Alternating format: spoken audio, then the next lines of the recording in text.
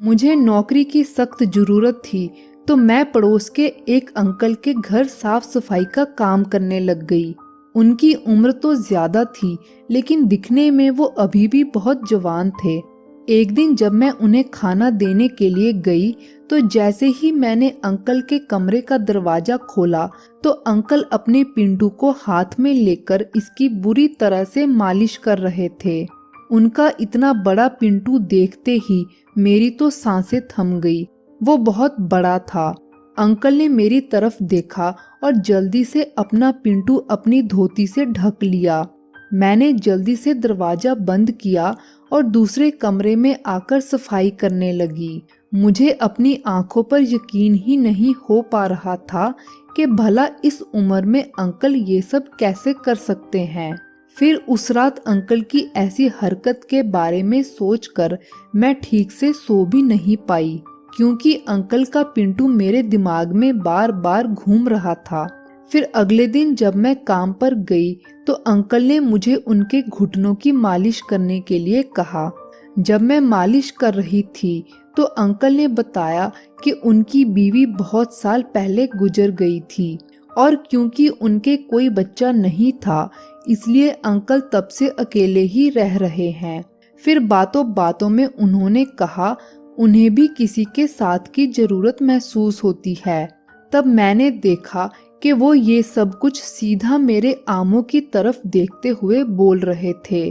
मैं झुककर उनके घुटने दबा रही थी, इसलिए मेरे आम आधे से ज्यादा साफ साफ दिखाई दे रहे थे। मैं समझ गई थी कि अंकल मेरी गुफा में अपना पिंटू दौड़ाना चाहते हैं।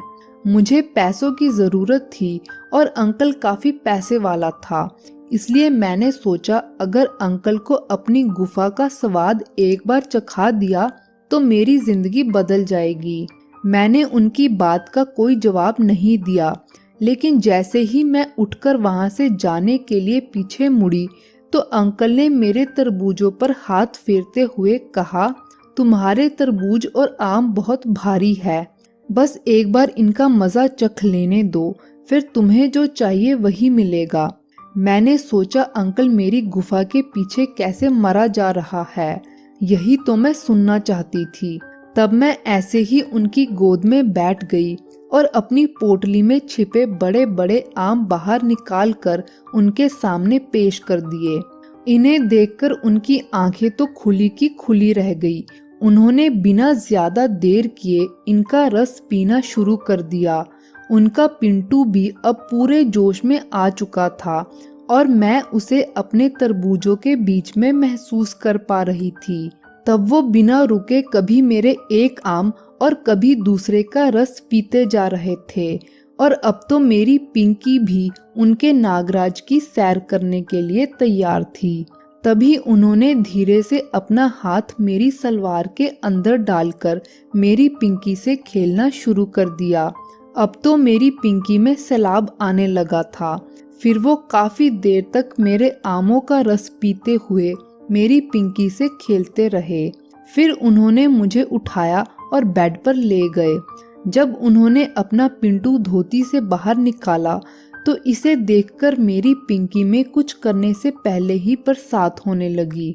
फिर मैंने भी तिजोरी में छिपे अपने आम बाहर निकाल दिए और अपनी गुफा से पर्दा हटाकर उन्हें अपनी पिंकी के दर्शन करवा दिए। इसे देखते ही वो तो इस पर ऐसे टूट पड़े जैसे बरसों के प्यासे को पानी से भरा कुआं मिल गया हो।